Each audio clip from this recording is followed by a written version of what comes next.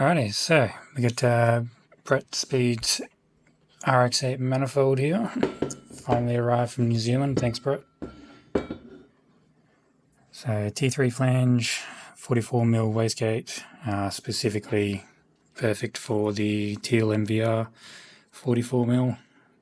It's more like a 45, but 44mm. New T3 flange, and the Aeroflow B5455 T3, 0.83 rear, 0.7 front, and 3-inch V-band rear. So I've had this on my RX8 before, a couple of videos on that, but yeah, it's going on this manifold now. Going to go low mount and give that a try and see what happens.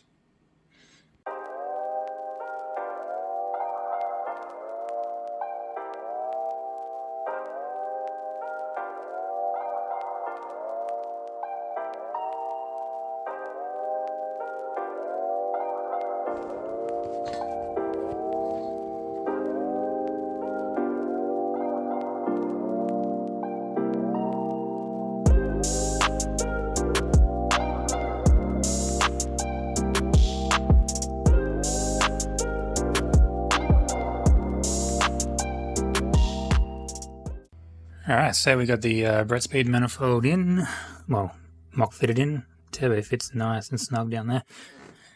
Let's have a look down here. Is she definitely a tight fit?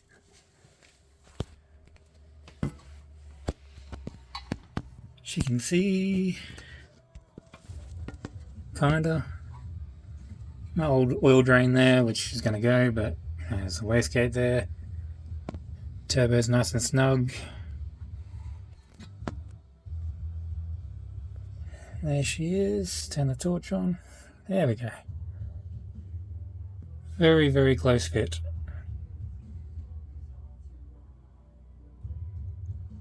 Let's have a look at the back. She's definitely tight there. Keen as. Alrighty, so I'm draining the oil now. I got it dribbling out, so I just gotta wait for that to finish. But I've got to move the oil return.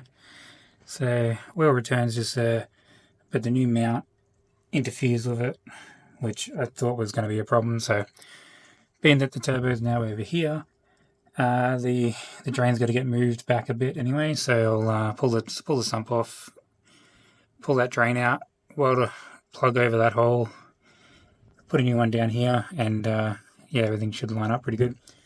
But as you can see, because it's interfering, I've got the front of the turbo. If I can get the camera up there, would be good. Let's try this way.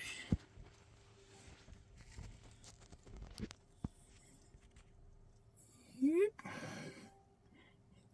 Yeah, that's a bit difficult. But essentially, just here is virtually rubbing on this arm here, and that's because this drain is pushing the mount out a little bit, so it needs to go back a bit, which will pivot this down, and then should all be good, but we'll see. Alright, bit of an update. So I've removed the original oil drain. Now the bracket, new engine mount bracket, sits a bit flusher to the body of the motor. I do need to trim these down. I think it says in the instructions you got to trim it down because yeah, that's bottoming out right there, and as you can see there's a couple of mil gap there, so I might take them down about 5 mil just to give a bit more clearance, or I'll add some washers, I don't know yet. Depending on what I can be bothered doing. But we have much more room up here now. So as you can see, heaps of room. So that fixed that problem, so it's just that drain, unfortunately. So yeah, time to pull that sump off and yeah, go do the wastegate.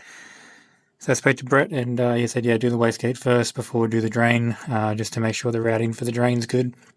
So I'll get into that now. Alright, so removing the jet air from the bottom or lower intake manifold.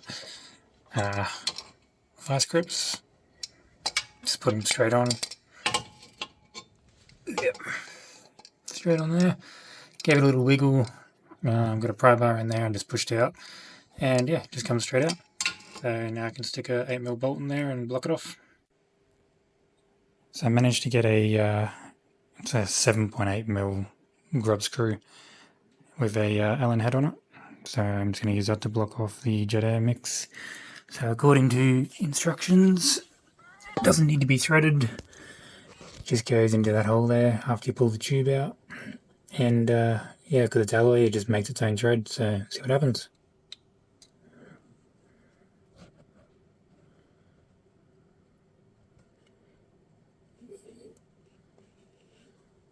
Yep, that is pretty tight.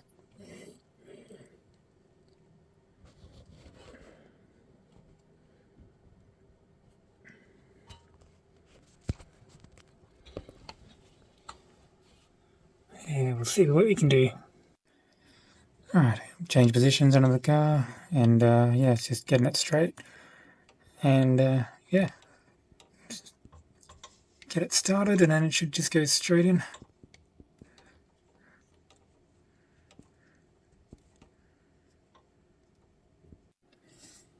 Alright, change of plans.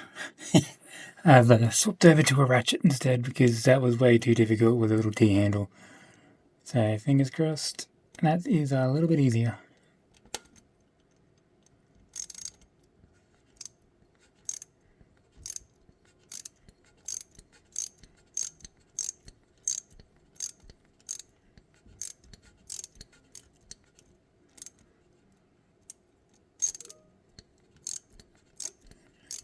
Yeah, it doesn't need to be in too far, but that's far enough. Another thing that we've got to do is, I've already done it, but yeah, there's two little tabs. One sits here, one sits at the back there, and it's got a little bracket that goes around it, holds the engine mount in place. So when the mount's on, which goes like that, it slots into a little bracket just there and makes it easy to line up everything.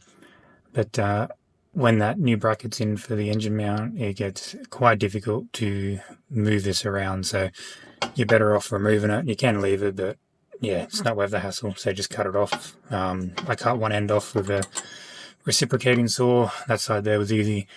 This side I used a one of those little multi-tools with a metal bit on it, and then just cold chiseled it off. But yeah, not perfect, but it doesn't need to be.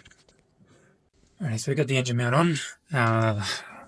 That was a little bit of a pain in the ass, but ended up having to do the 14mm bolt on this side from underneath on here. Yeah, obviously the turbo now, gets in the way. The other side, usual, you do it from the top or whatever, however you normally do it. And yeah, that's obviously easy to get to. So we're done the engine mount as well on the bottom. Let's get into there. So I just added some washers to those two. Couldn't be bothered cutting the bolts down, but that works fine. And that one's done up, so they're all tight, all holding the engine. Now I'm just going to work on the drain. So I think I might need to get a shorter drain because wastegate comes out and needs to come down and then run across. And this is supposed to come out and then down and into a 90 and into the pan. But with that being so far up, because it's a aeroflow turbo, and we have the orb adapter here for the drain, and then into a 45-10, I'm a little bit concerned that it's not going to be in the right angle, because once we put that on there, as you can tell, wrong angle. Even if we angle it a little bit, it's still in the wrong angle. So yeah, I got to work out what I'm going to do there. But yeah, we'll get back. So I got the drain on now. Much more clearance. So I got enough room for the wastegate to come through here now. And gonna take the sump off, weld that up, and probably trim this down one, because it doesn't need to be that long anyway. It's not really gonna have any pressure in there. I could probably even take it down the next one, to be honest with you, but yeah, that'll give us a bit more clearance here, and this is supposed to be on an angle as well, so yeah, in the instructions it says to pretty much grind this down, leave it normal at the top, grind it halfway at the bottom. So when that goes on there, it goes on like that, but it would be flush, and then that lines up pretty well with that. And then the wastegate pipe comes down through here. Alright, so drain's done. So I've had to go to one of the old cheapo drain ones and heat it up and bend it a little bit, and yeah, I got that welded on. Everything's on there, it's all clamped up, it's ready to go. Pan's been resealed, and that's been welded up and sealed off. So I think we're pretty much good to go. Just got to start the exhaust now and do the wastegate.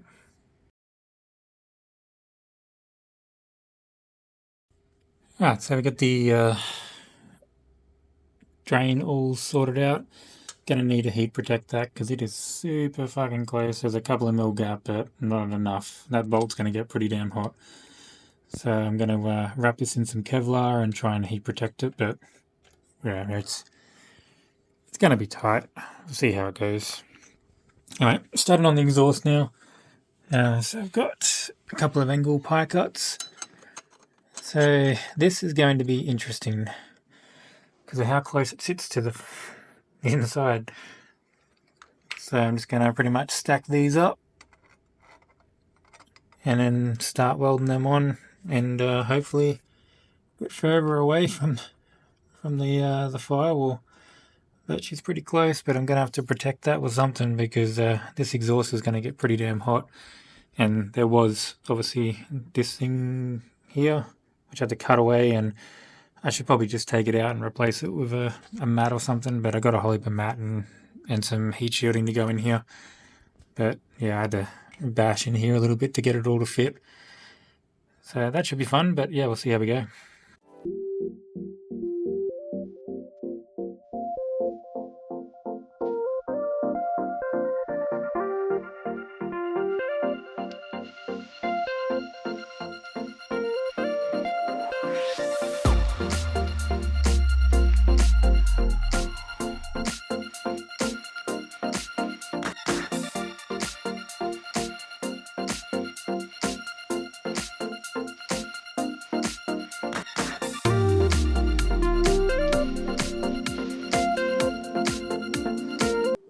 So dump pipe is pretty much done. Obviously there's a lot of fucking welds there because it's a pie cut.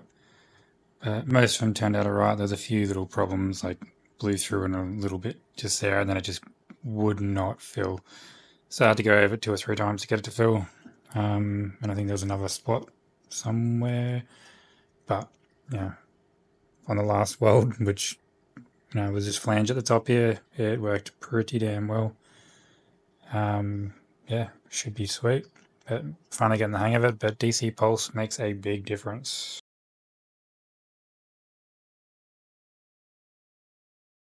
Alrighty, let's have a look at this dump pipe. So dump pipe's all mocked up and in. I've got the O2 flange, bung, whatever you want to call it, on there. And I'm just test fitting the 3-inch V-band, see if it's gonna line up. Oh, look at that. Slight little adjustment, but that'll work fucking nice. I moved it a little bit further away from the gearbox too, because apparently one of the big reasons why the cats are fucking pain in the ass is because of how close it sits to the gearbox. And when they start glowing because of how rich these fuckers run, it boils the fluid in the gearbox and completely fucks it. So, moving it away, hopefully I can actually run a cat and not boil the gearbox fluid or melt it in the first 5 minutes, but we will see. But yeah, she's looking pretty good. Got some clearance everywhere. Still need to add some heat protection up here and fucking everywhere really. But yeah, fits fucking nice. And now I got to work on the exit of the wastegate. Thinking a couple of pie cuts here, which will bring it out to, you know, maybe about a 30 degree angle, possibly. I don't know. And then just straight and come straight into here, and then yeah, should line up relatively close, and then I'll just notch this up and tie it in. I've got a bellow to go here as well. so I can have a bit of flexibility trying to mount this fucker up. But yeah, next fun part.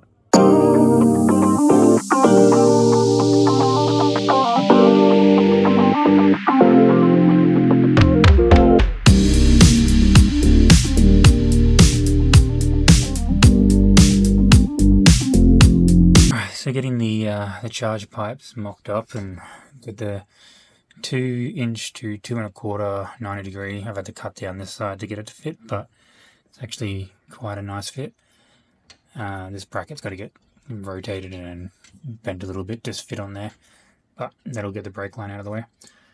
Removed all the inner guard so I can get to the intercooler easy, and chopped off this part here that bolts up into here. So the charge pipe comes through here and then can go straight into the intercooler pretty easily.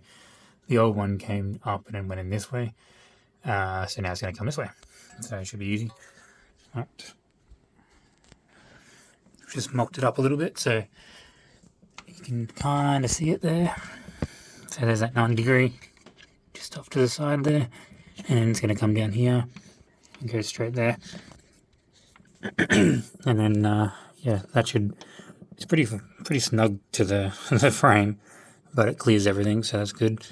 And yeah, it's got to come up and then through this cap here, so in between the sway bar and this stupid brace. I had to cut down this one as well, so this hose, so it's got to be 90mm from this edge to the inside edge. You get the camera on there, might be easy from the top. So 90mm from here through to here. So it took, what, about much off. So it gets the pipe away from where we're going to be running the charge pipe. And then the intake for the turbo pretty much comes straight through down the bottom here. So I can fit a 3" pipe down through here, up here, and then out into the engine bay.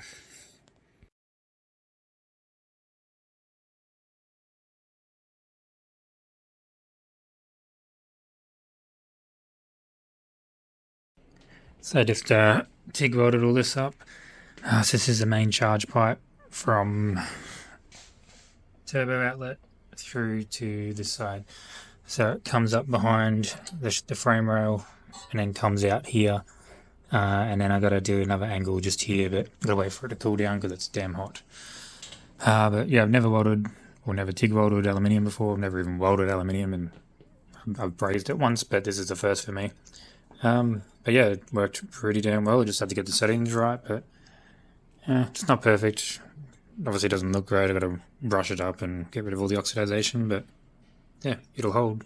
So happy with that. I just got to do that last one for this side, probably another 45 or even a 30 or something, but we'll see when it's in there, once it cools down. And put a lip on there, similar to that, so I don't have to worry about it popping off on the boost.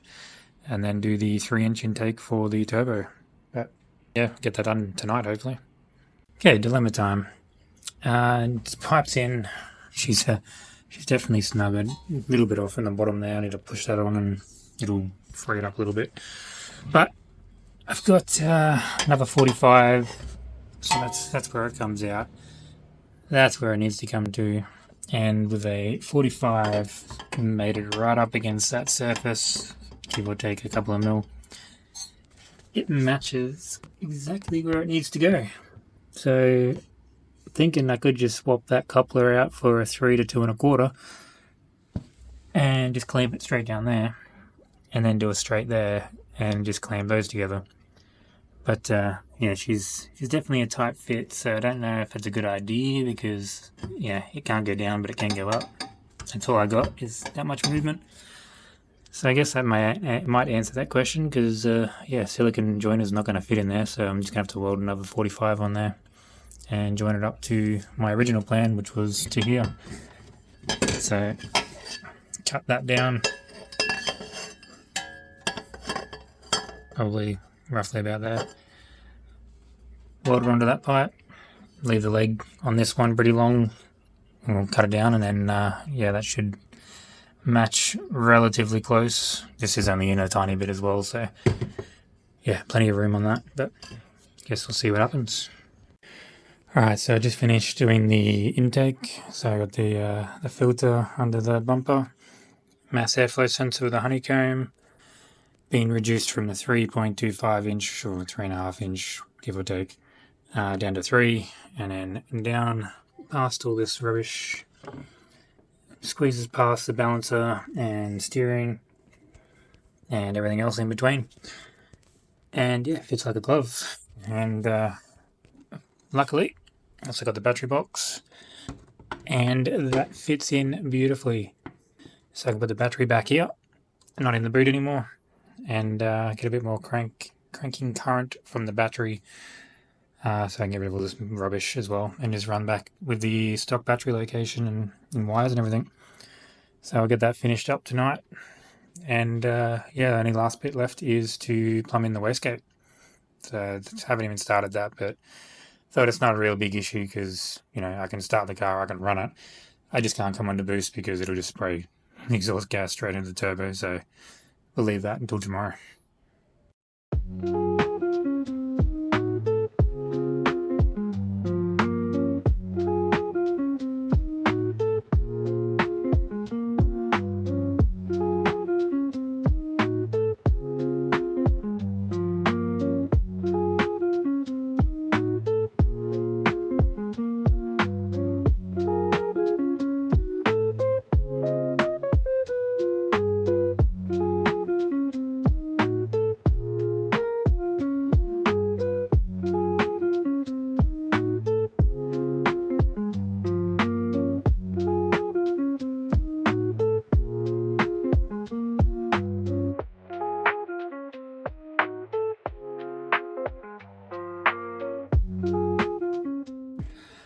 So, made a bit of a change to the intake pipe. I've put on the recirculation valve now. And yeah, the bung for oil metering pump, so there's a nipple that goes on there. And I just got to put another one on for the oil breather. So I've got a catch can to go to there. It's probably going to sit over here somewhere. And then battery's going to go back here, so I run the vacuum line across here, and then I guess put it on right there. It's probably the best place to put it. So I'll get that done now. Alright, intake pipe is done. 2-6 fittings on there for the barbs and the plumb back for the bar valve.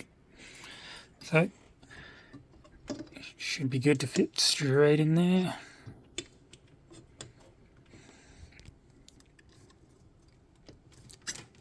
Do the other way.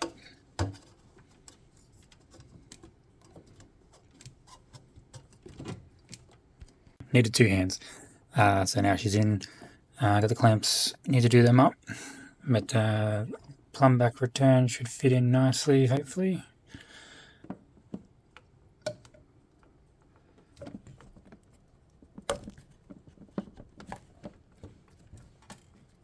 Beautiful. That'll fit nice. Filters in there. Mass sensor. Honeycomb in it. Clamps. Barb fittings. -6 barbs, 2 3/8.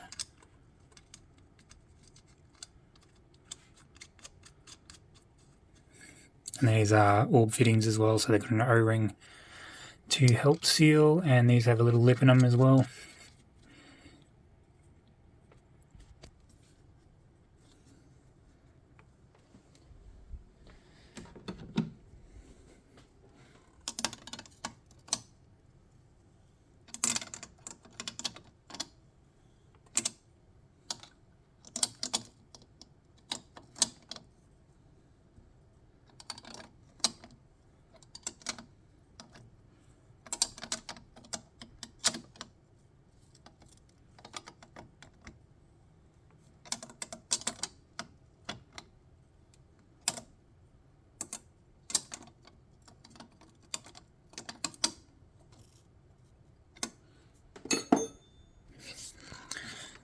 Now, oil metering pump can go in.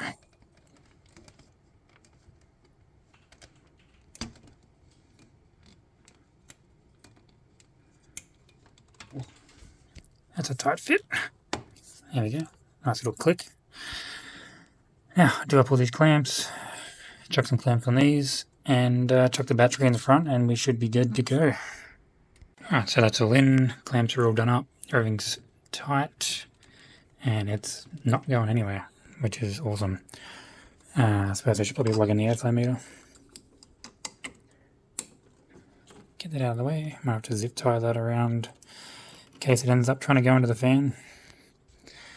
Now for the battery box. This is the part I'm excited about the most. You can't put the battery back in here. You know how many times you got to use the boot and you're like, I just need that little bit extra room, and there's a battery sitting there. Drives you mental.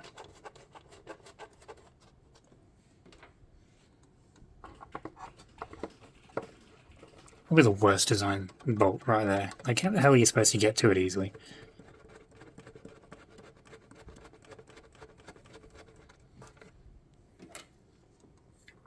This one's not so bad because you can just pull the coolant hose out of the way.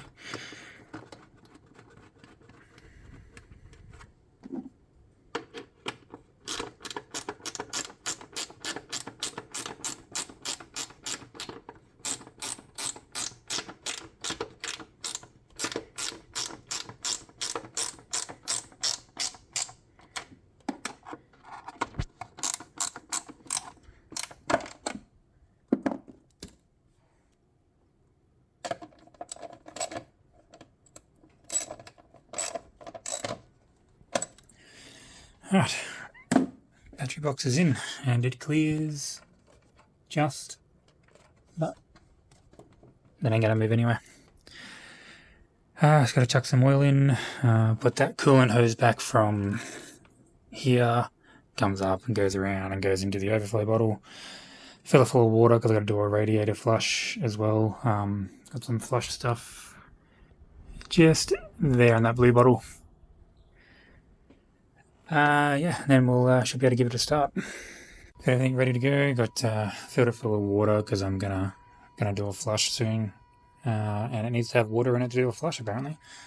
But yeah, got everything hooked up. Haven't put the battery in there yet. All the coolant lines are back on. All the vacuum lines are in. Oil lines are in. It's got oil in it, so we'll see what happens. It's still on jack stands, but it should be sweet. Let's give it a whirl.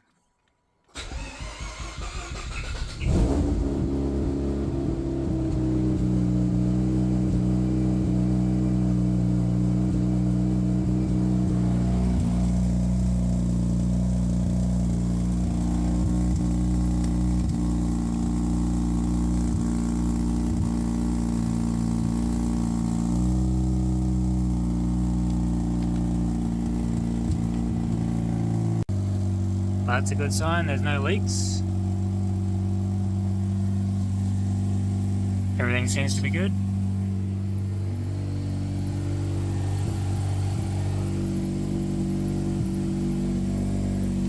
Got a weird sound coming from the belt. Weird. I'm on the new belt. But it's running again. Positive sign.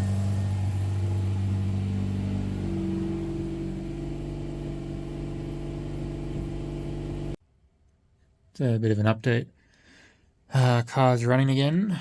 I'm going to do the wastegate today for this bad boy right here, and see what we can do about plumbing it into the downpipe.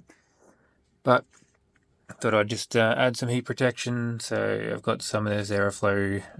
It's like Kevlar wrapped around aluminium foil. It was much easier to just cut it and tie it on, because yeah, getting this oil drain in is a bit of a bitch, and I don't want to have to deal with that. So I just cut it down the middle, wrapped it around, and yeah, tied it on with some stainless ties. Should be fine. It's just got to protect the wastegate, protect the oil drain from the wastegate, because the wastegate's going to be coming down here and it's going to be getting pretty hot from both turbo and wastegate. So yeah, better just to have a little bit protected. But yeah, got the turbo blanket on. Just gonna see what I can do about protecting inside here. And behind here with some heat protection as well, because that downpipe is going to get hot. But yeah, see how we go for today. And yeah, fortunately I've got a very, very slight oil leak right at the top here from that weld. So yeah, I'm trying to put in some silicone around it, but as you can see, it's still seeping out very slowly. It's not enough to drip yet because yeah, there's nothing on the floor minus that from last time I cleaned it. But yeah, I might have to pull the sump back off and touch that weld up, or yeah, see what I can do. But I got a Gretty oil pan coming, but that's another week away. So if it's only that small, I might just leave it till the oil pan comes, depending on how if I go for a drive and see a couple of drops under the car, then I'll pull it off and fix it. Otherwise, I'll wait until the Gretty pan comes. So this is what I'm working with. I got some pie cuts from Ben Brothers down in Morayfield. Really nice looking pie cuts, and I think they're laser cut as well, so they're freaking perfect. But yeah, got some stainless tube as well. So that's 70. What is it? 1.75 inch. So yeah, 45 mil. Math hurts, because early in the morning. But the plan is do it like that, cut it to length, and then notch it to fit into the downpipe. So I'm just going to tack two of these together because I know I need at least two. I possibly need three. But holding 3 or 4 of these up on the wastegate is very difficult. So I'll just tack them together, see how it fits, and then cut this down to size, take it to there, and yeah, go from there. Alright, so mocking up this wastegate. I've just got a couple of pie cuts tacked in there, which looks pretty good on about 3 pie cuts. I think that's like 20 degrees roughly. Pretty sure these are like 7.5 degree pie cuts, so it's at 21 degrees. Minus a couple for the V-band, because I put it on a slight angle. But she looks pretty good there. I might even twist the wastegate a little bit more this way so I can line up, because that's pretty flush there. But if we have a look at the dump pipe, it needs to be just like that. And in order to do that, I'd have to grind down the pie cutter tiny, like maybe 2 or 3 degrees. Technically I could billet welder, but yeah, fuck that. So as you can see here,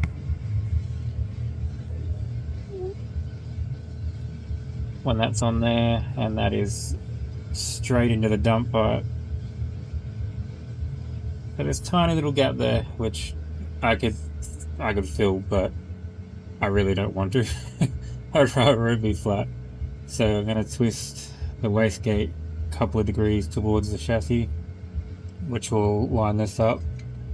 And then we can weld that up. And I've also got this bellow I've got to put in as well, so a little flexible stainless bellow.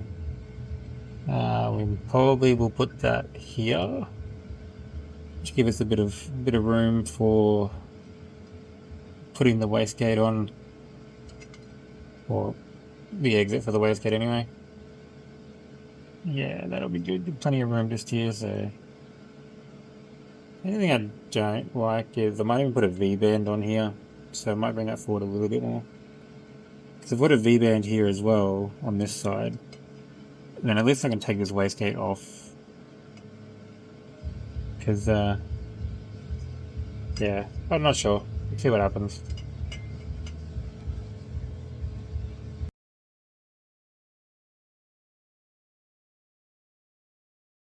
Alrighty, so mocking up the wastegate now. So I've got all the pie cuts welded. Don't look at them; they're fucking terrible. But whatever, it is what it is. I've got the bellow on there and matched up with the downpipe, so it's pretty close, but I got to go to an appointment, so it's about all I can do for right now. But if we have a look, see how much it needs to come in, but it's being pushed down by the top part here. So if I grind that part down a little bit, and then this should kick up pretty easily, and yeah, give me some flexibility from this bellow.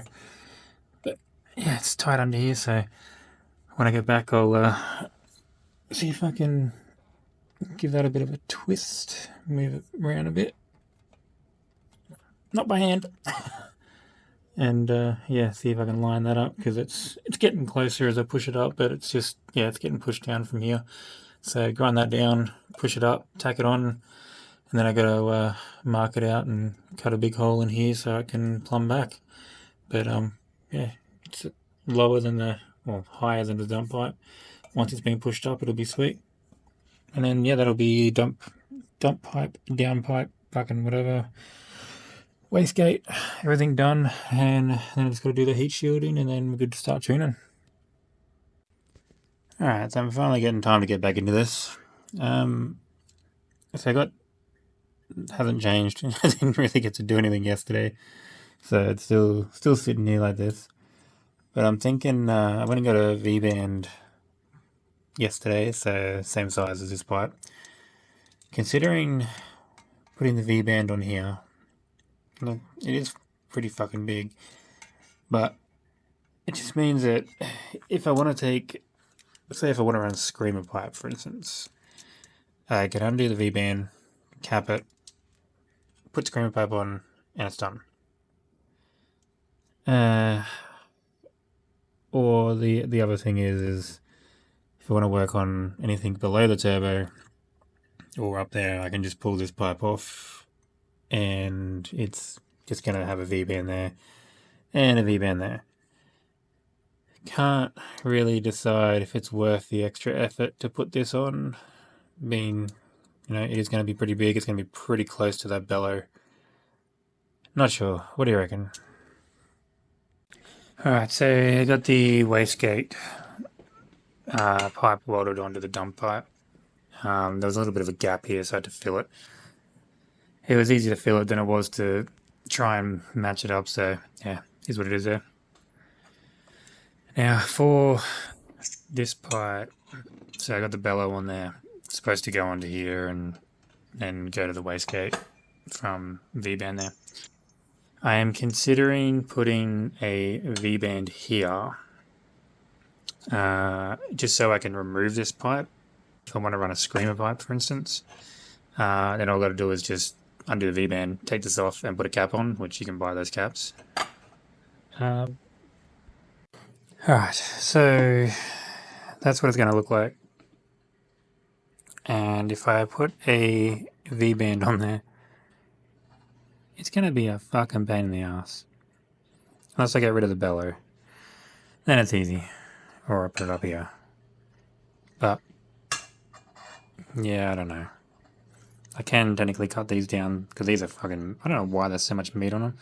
Like, you look at the turbo one, and the other flanges, like, they're like twice as thick. I don't know why there's such a big lip, but whatever. Not sure. I'll have a think about it. Alright, let's have a look at this. Just get under the cuff. Really wish I had a hoist, eh? It'd be so much better. So I'm just about to do the plumbing for the wastegate. So boost and boost control. So boost pressure, boost control pressure, whatever, you know. So wastegate's all plumbed in. I really don't like, I'm going to redo this pipe, eh? Like, I'm going to cut there and just get it like a 45 or a 30 or something, because I don't like that. But no one's ever going to see it until they look under here. But yeah, everything's all on. I decided not to do the V-band. It's, yeah, just too tight for that section. I need a smaller V-band. If I get a smaller one, I bet get an airflow one or something, rather than that fucking massive one. Then yeah, I might do that later. But everything's all in, exhaust is back on, starting to put the clamps back in, and the little cross members and shit. I've got a shitload more clearance on the cap back now, which I used to only have a little bit. It used to rub there, and now there's a shitload. But yeah, there's heaps of room. But that pipe right there, which you can't really see. Hang on, let me see if I can move it. And maybe.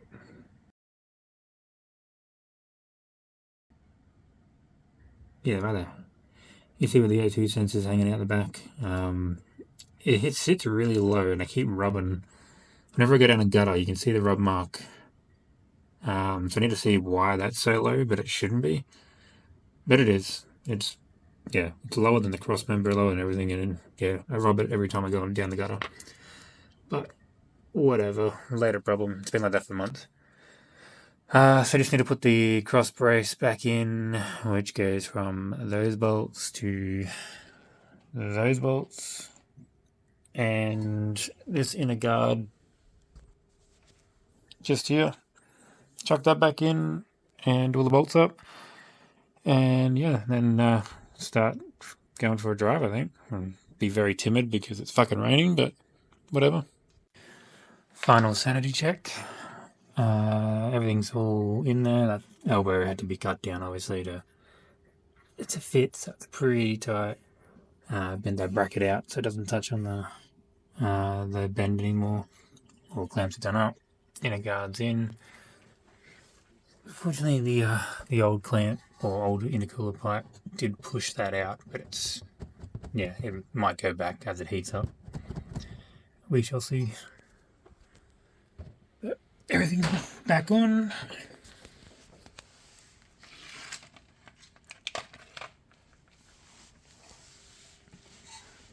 So I haven't got boost control set up at the moment. Thought, well, I'm just going to run gate pressure for now until I get the thing tuned.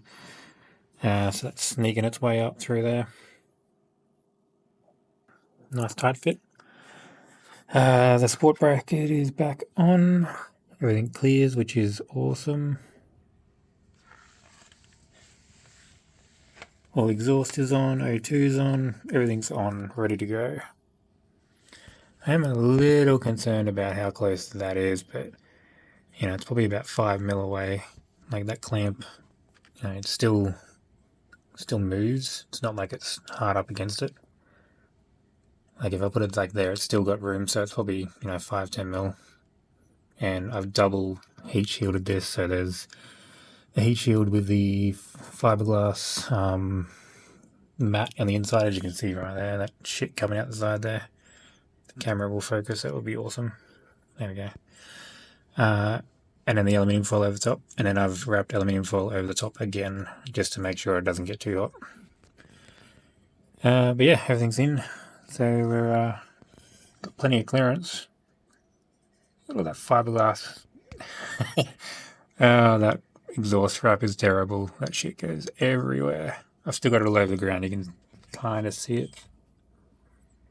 You lay on the ground and you just get fiberglass splinters all through your back. It's fucking terrible, so I can't wait to get this on the ground and clean the floor.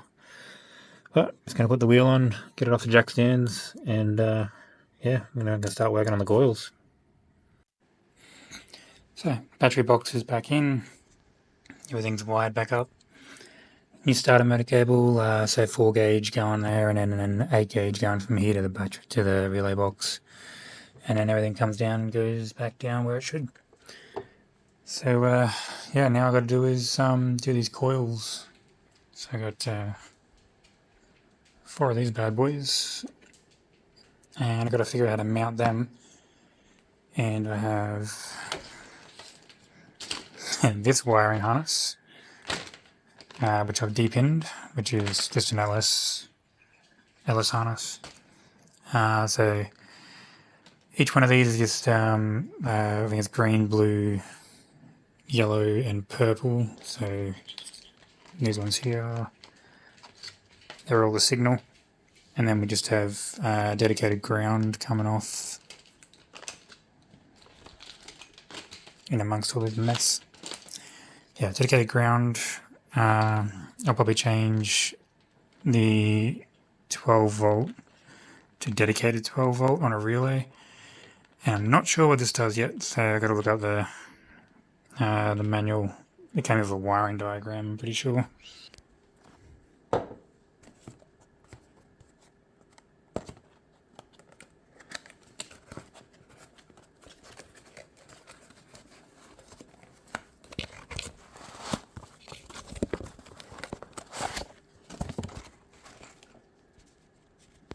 And a sticker. Yay. Let's come up.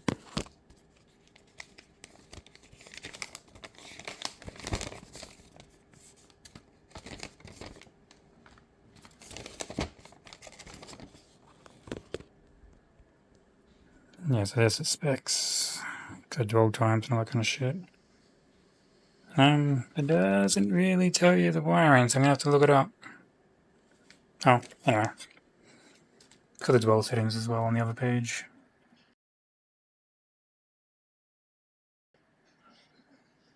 So pin A, trigger, coil trigger ground, power ground, high current battery ground, high current battery positive. So 40 amps. Jesus.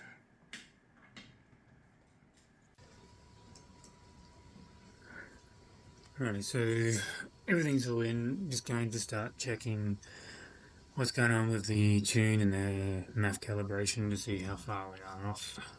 Just make sure you can see the screen alright. Yeah, that'll do. So give it a start and just keep an eye on things and see how it looks as it heats up.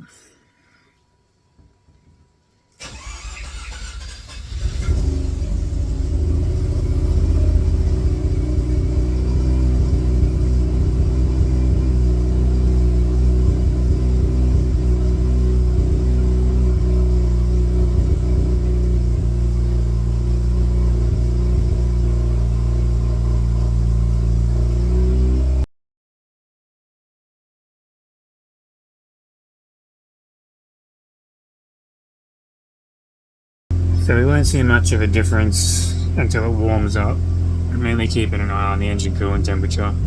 Once that hits about 65-70 degrees, everything should start settling down. But right now, because the ECT is so low, the AFR will be very rich.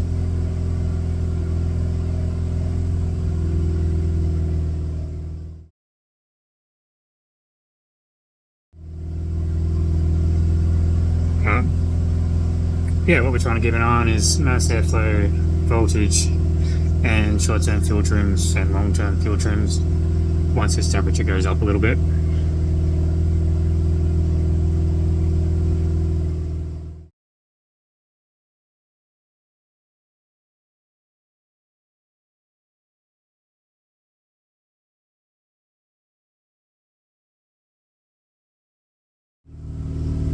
I think I might have a problem with the primary O2 sensor, because it's been reading 14.769 the entire time, and that's not right. It will definitely change. And it changes slightly, like right then.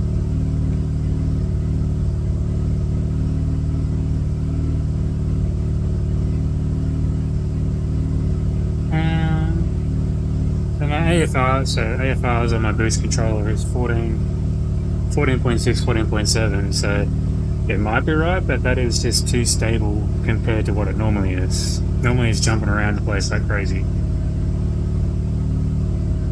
Oh, we'll see.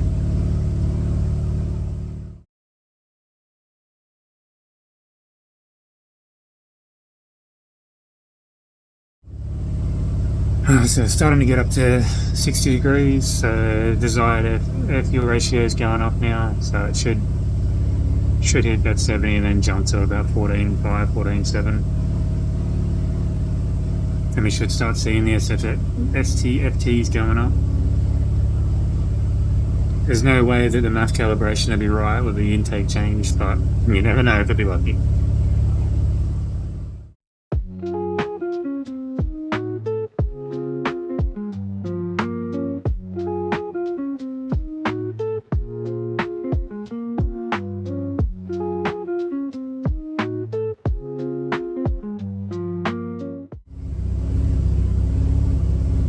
I did have the battery disconnected as well, so it might have to relearn idle a little bit.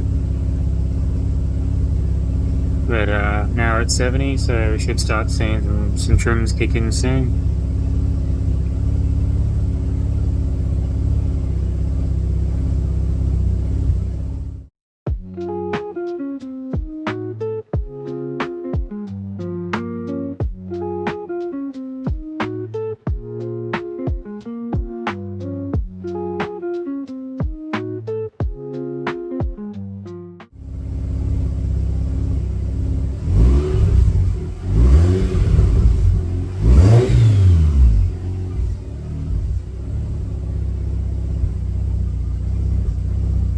Yeah, you can see the smoke starting to come up. Not really on camera. Fuck, it spills quick now though. Just a little rev and it starts spilling the turbo.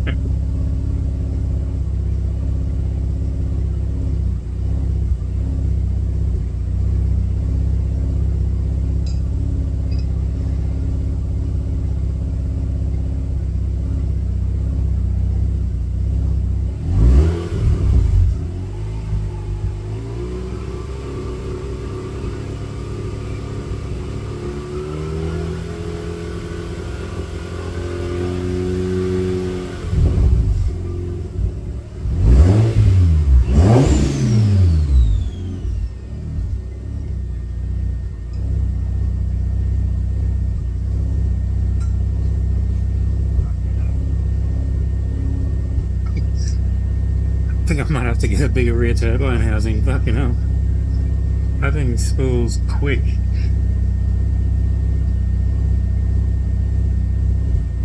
I mean, I'm not seeing any trims at all. This is surprising.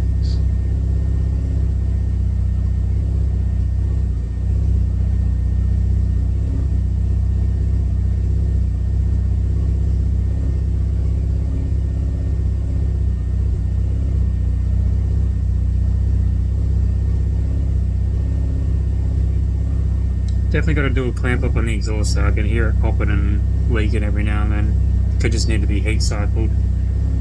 Put those V-bands seal together and then do the clamps back up. Apparently if you tap them with a hammer and do them up it does the same job, but yeah, I found heat cycling generally works better. But yeah, no trims whatsoever. I would expect to see something. But I guess the desired and the actual is pretty fucking close. Got a 14.7 on the desired and 14.7 on the actual, but like I said, that hasn't changed very much since I started it, so I'm expecting that I might need to swap that O2 sensor with another one and see if that continues. But I've never seen it that stable, so that can't be right. Well, I guess we'll see, because yeah, it's up to temperature, so I might just turn it off and try it again.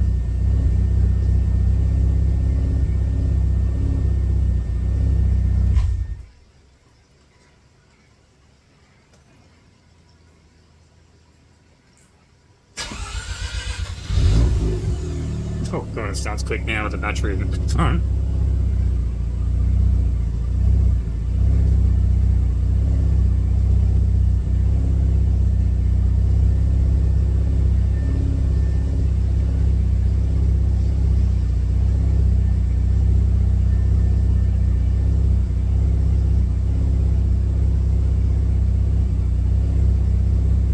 Still some smoky boys. You can see that.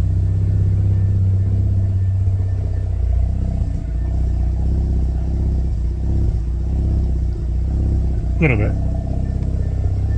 Might just be oil left over from when it happened last time. Who fucking knows? But yeah, still no trims. That is very surprising.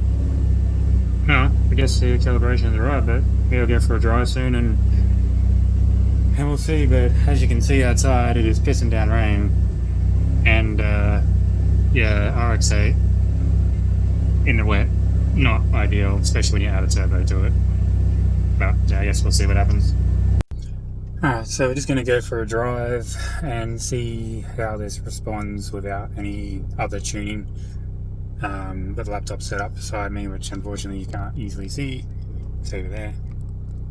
Yeah, if I try and face it the other way, it's not going to be very fun. But we'll see how this goes. I'm just going to record this and go for a light drive in the rain. This should be interesting. See how it goes. Burn off all the oils and shit everywhere.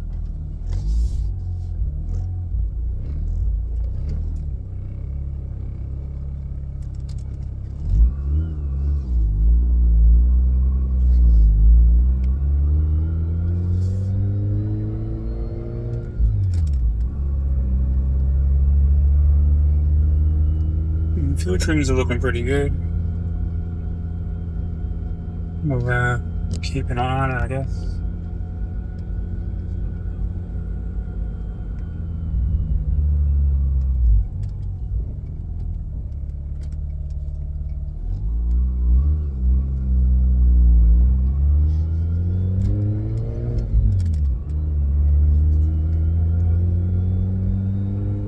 Yeah, 14.8 on the air pass.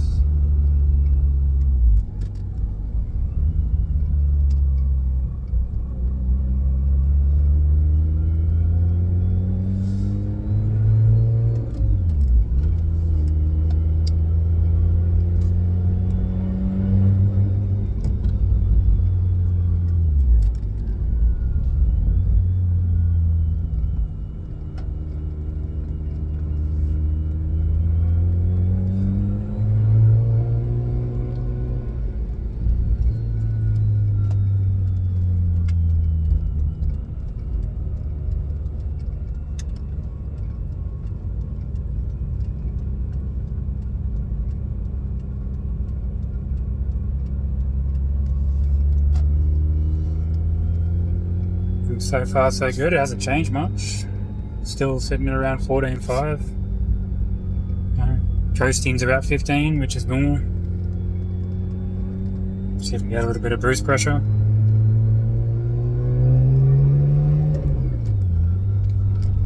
It's definitely a lot happier.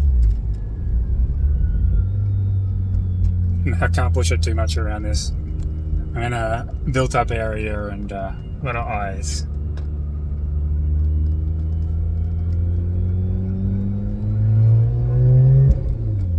Yeah, that was 1 PSI and that was happy.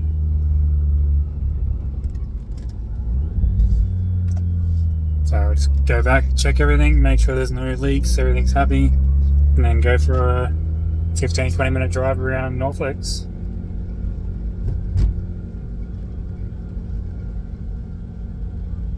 In the rain, which is full of roundabouts and corners and shit, which is never a fun time in this car.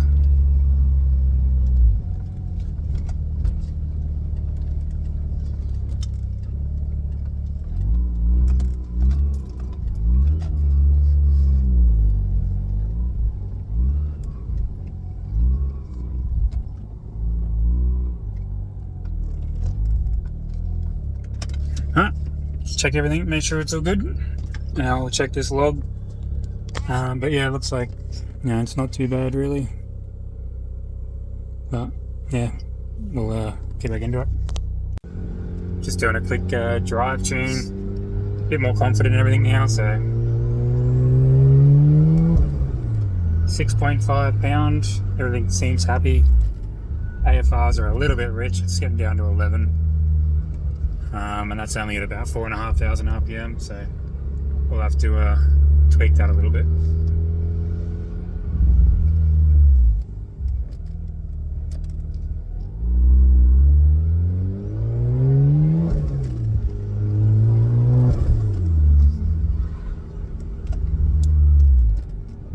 Yeah, she spills out real easy now. Looking forward to 110 pound again. But that'll be a little bit later once the tuning's done. But it seems to be behaving itself for the most part.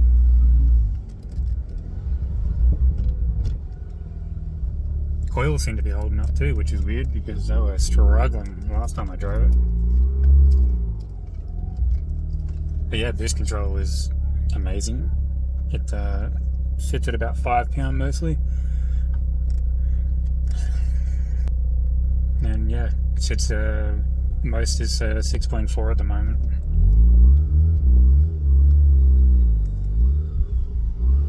Back in the driveway. Yeah, good shit.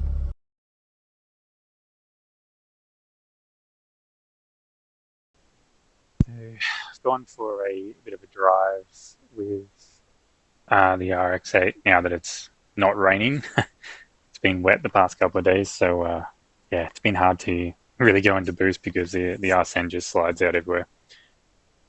So yeah, just went for about probably about a 15-minute drive. Lots of roundabouts and corners and stuff, so decent logs. Now, essentially to log in here, you really need to have these here. So you need your absolute load, throttle position, actual AFR, desired AFR. I like to log time in advance for trailing and leading, short-term and long-term trims, knock just in case, mass airflow, airflow sensor voltage, speed, and relative throttle position. And obviously engine RPM and catalyst temperature and all that, just to keep an eye on things. So this is pretty much the baseline of what's required to tune. Without these, like, you can probably take off the timing, but everything else you really need that to tune. So we've got this. I've already exported it like I did last time. Say export to CSV and then just save it to wherever you want to save it. Now if we go into Megalog HD, I'll open that up and see what it looks like.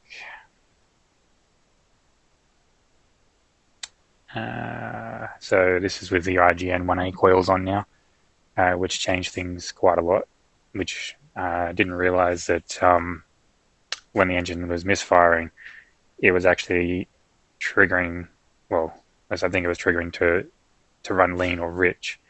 So previously I was seeing some pretty decent rich spots as soon as boost comes in.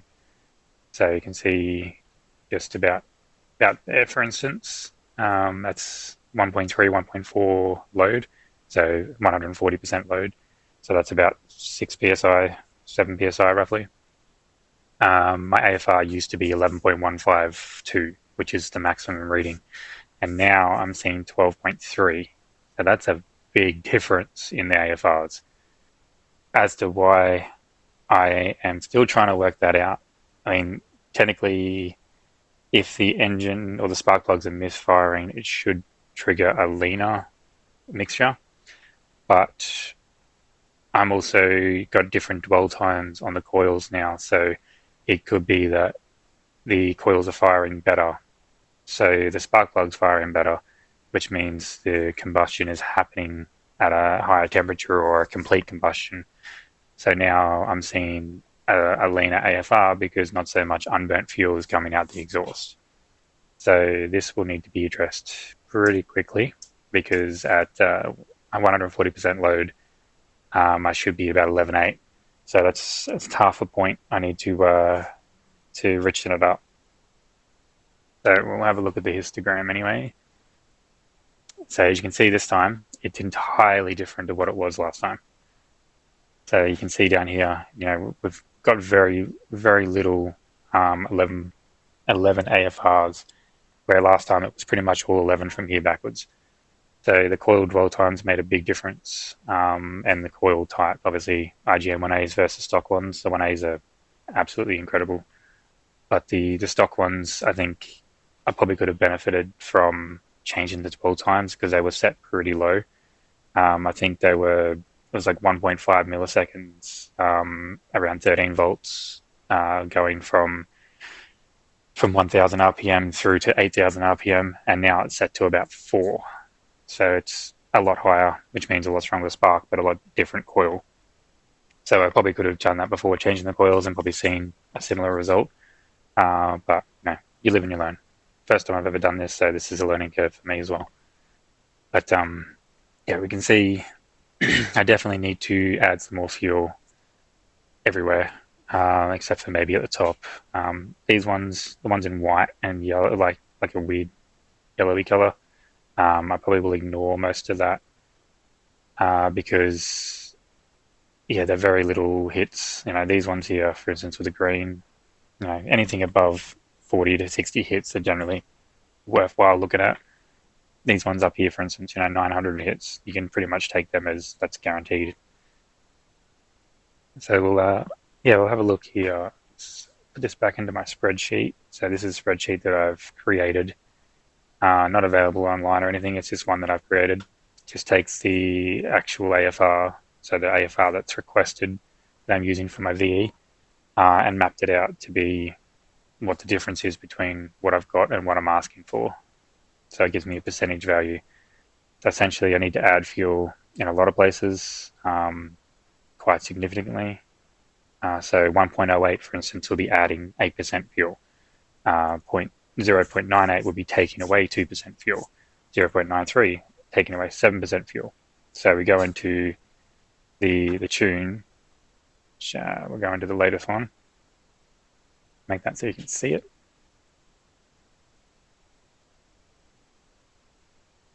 Yep. There we go. Go into volumetric efficiency, and this is the VE map.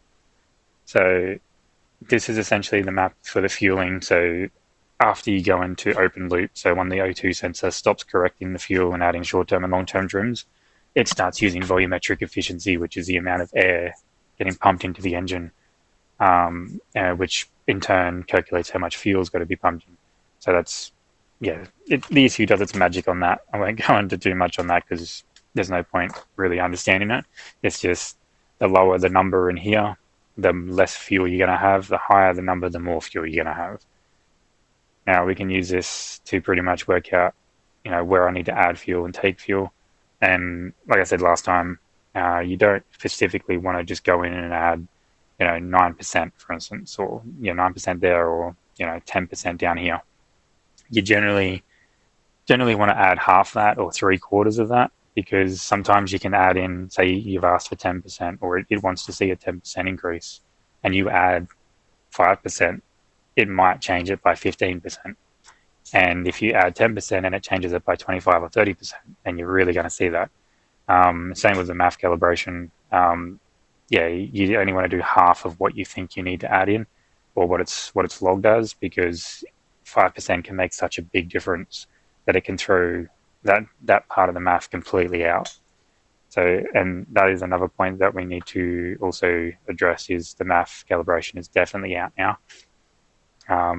Mainly, so in the middle here, definitely need to add a bit, and up in this top section, because I saw 7.8 psi, but if we have a look on the max load here, 1.453, and being that 14.7 is 200% load, then 7 psi should be 150% load, and 0 psi is 100% load.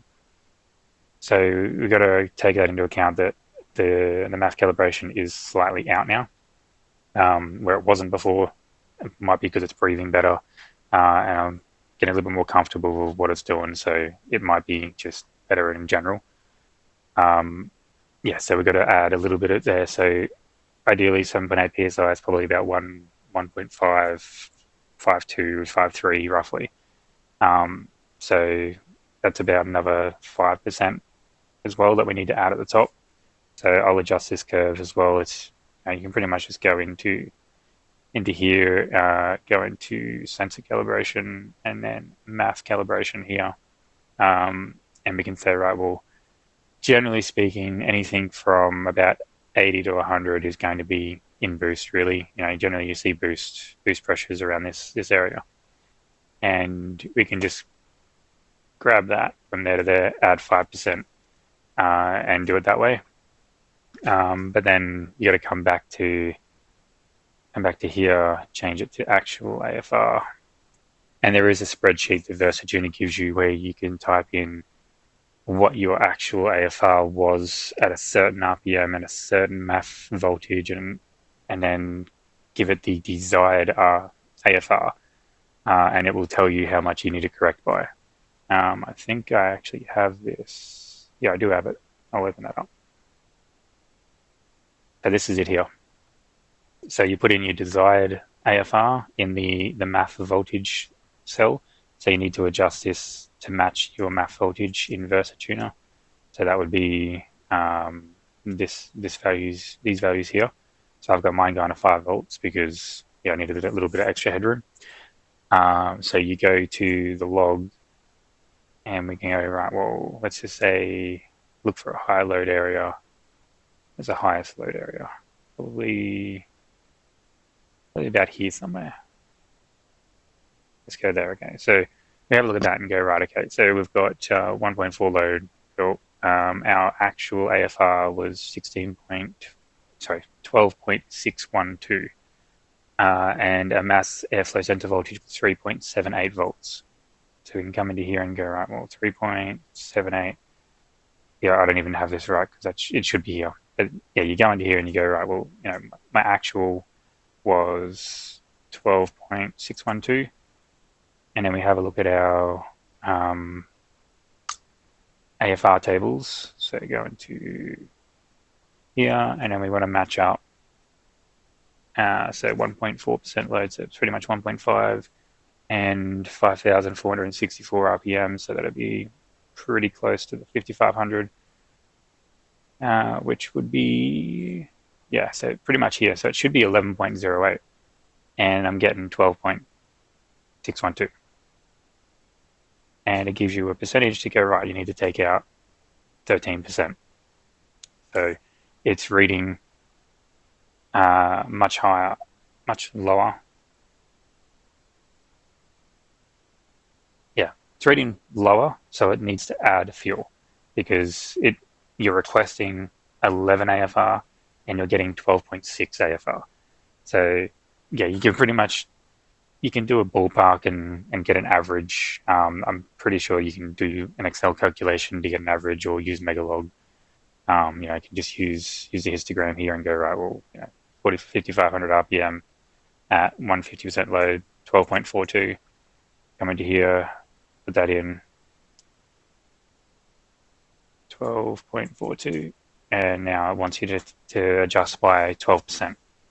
So times it by 1.12.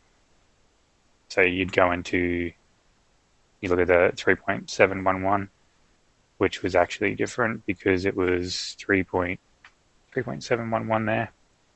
Yeah, so you'd times that by 1.121. Now, that is 12%. Now, like I said before, you really got to be careful about just dumping the entire figure in. So instead of doing 12%, you'd do 6%. So you'd times this by 0.06. And that brings it up. And now we've got this annoying part here. So now we have to interpolate it, but you do the rest as you go. So you don't just do one cell, you do all of them. And then you got to go back through and interpolate between cells so you can smooth this out. So you just interpolate it, and then you interpolate this, and it starts to smooth it all out. But then you need to also interpolate beforehand, and yeah, the idea, it starts to smooth out. Now on my spreadsheet, I have a MAF Calibration. So as you can see, this thing is a bit better of a graph. You can actually see exactly where the problem is, where dips are, where low spots are, and the graph is a lot bigger. So I can put the numbers into here, and I'll just show you what that looks like. So you can see exactly what needs to change. So we've got OEM, refined, and difference. So now you can see that's the MAF curve, and you can see this spot just here. So this is where the rise happens and it dips, and you don't want that in a MAF curve. It's got to be really linear. If it's not linear, your car's it's gonna feel terrible when you hit those spots. It dies or it hiccups. It's horrible. So yeah, I'll go through tweak these a little bit so I can match the VE a little bit better. But I also need to adjust that MAF curve, because if I'm going to add another 6 or 8% into the MAF curve, then we're going to see a big difference from the volumetric efficiency point of view, because the MAF's going to be reading more. So the volumetric efficiency is going to need less, because the more the MAF reads, the more fuel it dumps in, and the more the timing changes. So as the load increases from the MAF reading, so the more grams per second, the more load technically you're going to have on the engine, then the more fuel and the less timing you're going to run. I'll do the MAF first, and then come back, go for another drive, log that, and see what the VE table looks like here, and see if that's going to be cleaned up. If it is, awesome. If it's not, then we'll come back and adjust the VE and see what happens.